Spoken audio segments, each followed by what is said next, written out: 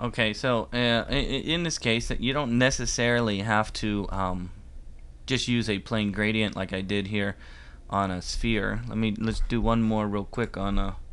Let's say we wanted to draw a leaf.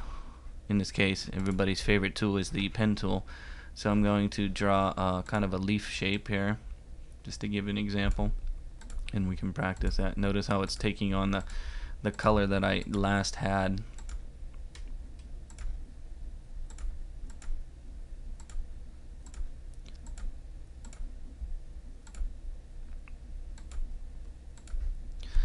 So it's taking on the color that I last had, and you can adjust your points again later on if you want. Maybe kind of shape like that. Okay, so you don't necessarily have to use a radial gradient. This one I'm going to use a linear gradient. So I just drew a leaf shape, and I'm going to go linear gradient. And then underneath here are some pre-made ones if you wanted to start with a pre-made one. Or again, to remove these colors, you can just drag straight down. In this case, I'm going to use just a plain greens for this one, adjusting my colors inside of the color swatch. So I choose the color here and then change it over here. You can't really double click on them here. Oh, I guess you can. I clicked twice and it allowed me to do it. There we go. Okay, let's try it again. Oh, it did get, there we go. Let's do a dark one. Let's do a light green. Dark one there. And so, as you can see, by just adding a little gradient to a shape like this, and in fact, let's even get rid of the stroke, turn off the stroke, you can see you can get kind of a nice kind of look. Instead of a plain simple green leaf, you can just, by applying a linear gradient, it goes from dark over here. In fact, let's get really dark. We go really dark, almost black. Dark on one side, light, and then maybe a little dark on the end here, or you could go really light on the end here. There we go. It gives it a more of a dimensional look, more of a three-dimensional look to it. So again, this is just drawing with the pen tool, making a leaf shape with some points, and then applying a linear gradient. Would just give you this kind of simple three-dimensional look. Okay, let's start another piece of fruit. In this case, before we start drawing any more fruit, let's learn how the gradient mesh works. So we kind of covered, what this gradient tool does. You can see you just make an object and then apply some gradients to it. Next one, we'll look at the gradient mesh. Before we do that, though, I'm going to turn off the gradient because we don't use this and this in combination. And this is separate than this. So we're going to use a rectangle to demonstrate this. So let's just draw a plain rectangle on the screen. Now, after I drew a plain rectangle on the screen, you can then see by using the gradient mesh tool how it works. In this case, I'm going to make kind of a grid over top of my object. Okay, so if I just draw a plain rectangle like this, and I go to my gradient mesh tool, which is this one right here, what I'm going to do is I'm going to put a grid on here. I'm going to put a grid on it as I'm just going to click in kind of in the upper right quadrant here, and if I click on it, you'll notice it puts some lines on there. These lines represent a different color. Now it all looks like one color right now because I haven't changed the color of the dot yet. How the gradient mesh works is it works by coloring the anchor points that you have along this grid. So in this case, right now there's an anchor point right here in the middle that is the same color as the background, or the dots actually around the outside. These dots that are around the outside actually have color to them also. So let's use the white selection tool or the direct selection tool here to change those colors. First, I'm going to change the color of this one right here. So right now you can tell it's selected because it's dark blue. These ones around the outside are kind of white. They don't have any. They're not solid, so they're not going to change color. Just this one right here. How I do that is I'm going to click on a color, and you can see the color change. Oof. I'm just going to do very contrasty colors so you can see the option. So how the gradient mesh works now is what it's doing is it's taking a gradient from this dot to this dot over here, or this dot to this dot down here, or this dot to this dot over here, or this dot to this dot over here. That's sort of how it works. That's why it kind of has an even gradient all the way around the outside around this dot. So if I even move the dot around, you can see it moves the colors with it. And you can see when you get dots that are too close together, like this dot and this dot, and you can see this line right here. That line represents the actual where the gradient is. You'll get this really sharp edge. We're going to do that with the banana. That really gives you a good kind of hard contrast between one color and another color, and it works good for adding darkness to a banana.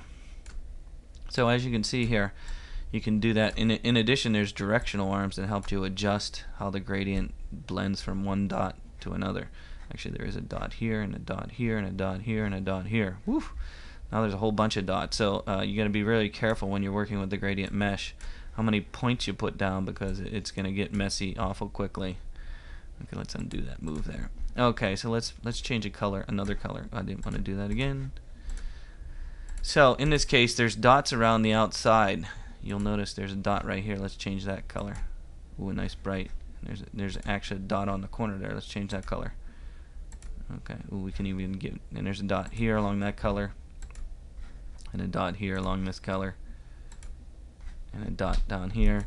So how the gradient mesh works, it works by changing the dot color of things, and so you can get really crazy looking designs really easily like this by using the gradient mesh tool. So practice actually just using a rectangle like I did right here and just clicking a point. If you use the gradient mesh again, it'll actually make more dots. Put the last color that I had highlighted in, so that's why I put that color in there. But as you make another mesh on your object, then it starts getting a lot more points. So now I have lots of different points. So just work by changing the actual points. Okay, let's do an actual piece of fruit. In this case, let's start with the blueberry. I do have a nice blueberry example somewhere. Let me see. Not this one. Where's the blueberry? This one right here. Very nice piece of blueberry here. If it'll open. Hold on, let's open.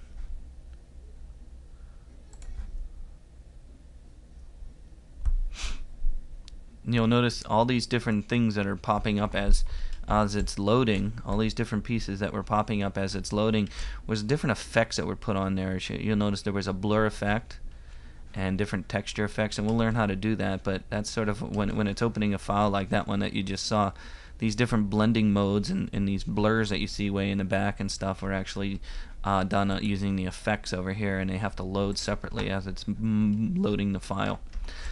You'll notice right now the student started with a picture of some blueberries, and then she drew some blueberries, and they're quite nice. If we zoom in, you'll see they're very simple. I know there's a texture on top of them, but I don't know if we'll get into the texture in this video quite right this moment.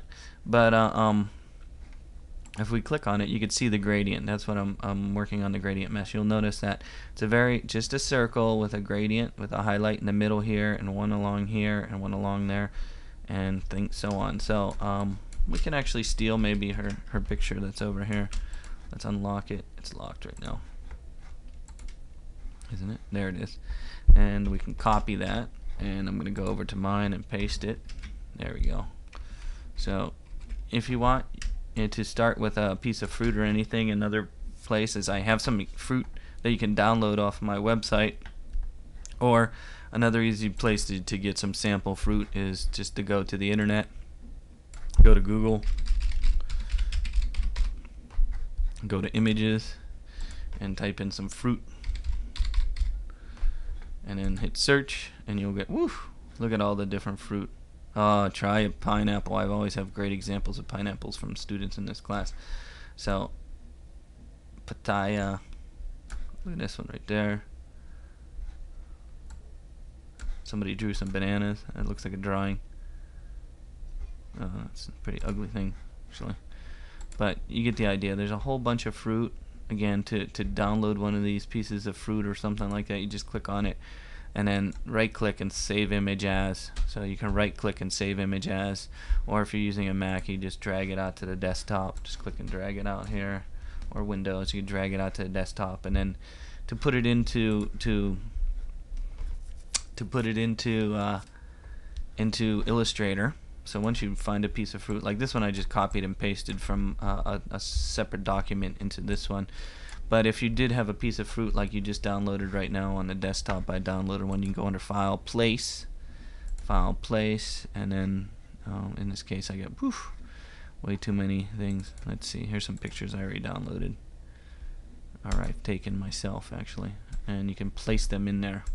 Okay, so we'll do that together when we're going to draw this apple right here, but not yet. Let's just draw a blueberry first. So we'll do that together when we get to drawing that apple that you just saw together. Let's just draw this blueberry real quick. So if I downloaded a picture and I imported it by going under File, Place inside of Illustrator, you'll see it inside the program.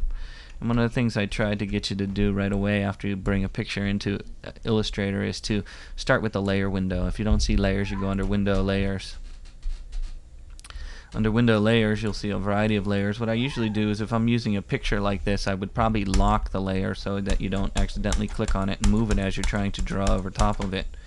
After you lock the layer right there, I might add a new layer.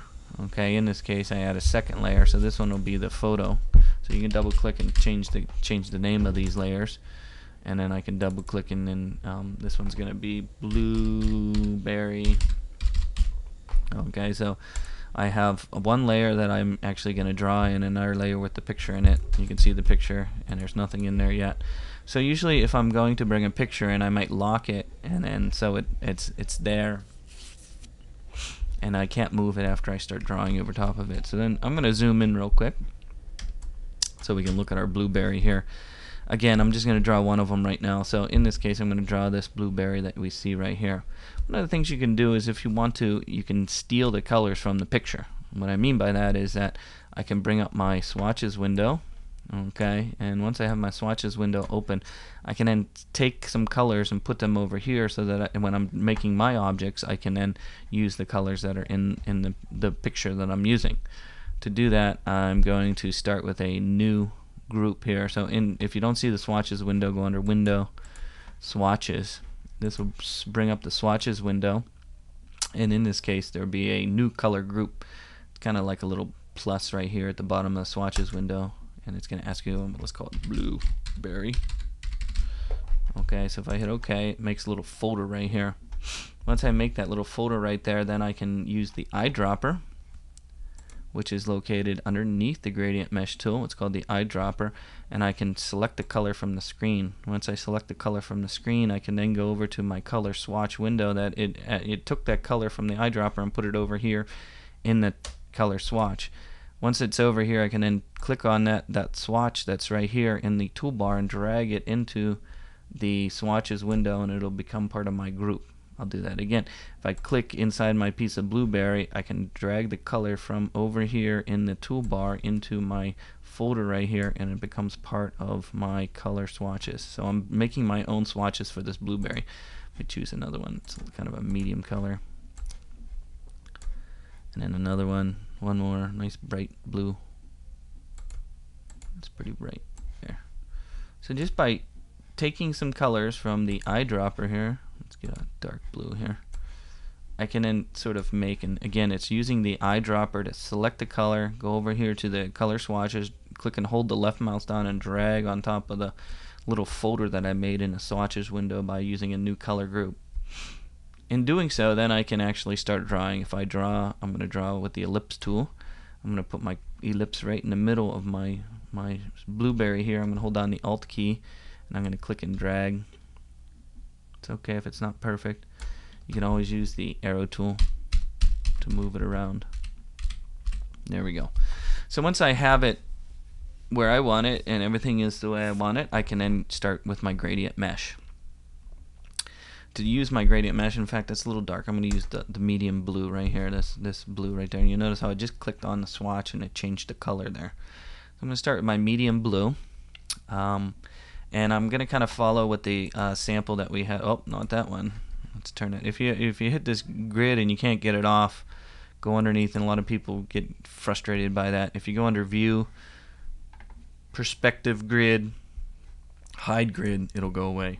I don't know why when you click on it, it just leaves it on and you can't do anything. So try, if you get this grid on there, just go under View, Hide Grid, and it'll go away. Okay, so let's get to our gradient mesh right here.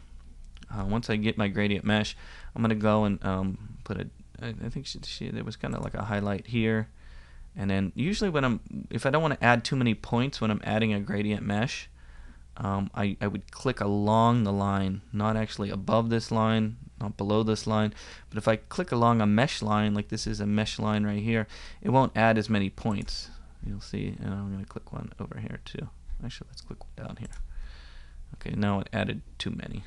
Let me undo that. Let me add one at the bottom of this one right here. Boom. Okay. So actually, by clicking along the line of a mesh, you won't add as many points. So once I have 3 points or 4 points in the middle here, I'm going to use the white arrow. I tend to use the white arrow to select and change the colors, because if you use the gradient mesh tool, which actually works to select a point and change the color, you might accidentally miss and make a new point that you didn't want to do and blah blah blah. So using the direct selection tool is a little bit better, and we can add a highlight. Oops, I wanted a dark one down there. A dark one there, a light one there.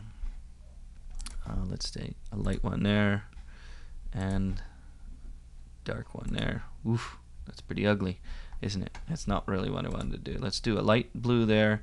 Let's actually do some dark along the edge there. So I'm going to click some points along the edges. You'll notice if I zoom in, you can see the points. I'm going to click along the edge, the points that are along the edge here, and you can change them, those colors also. I'm going to give us really dark colors down here. Contrast like this makes things look really three-dimensional. And then, so in this blueberry, I really didn't want that to be a bright one. Let's make that a dark one. And then, actually, let's use this one. Let's move it up a little bit. Let's use a medium blue for that. There we go. That's kind of nice. And so that's a good start to our blueberry. Let me pause this video and we'll continue.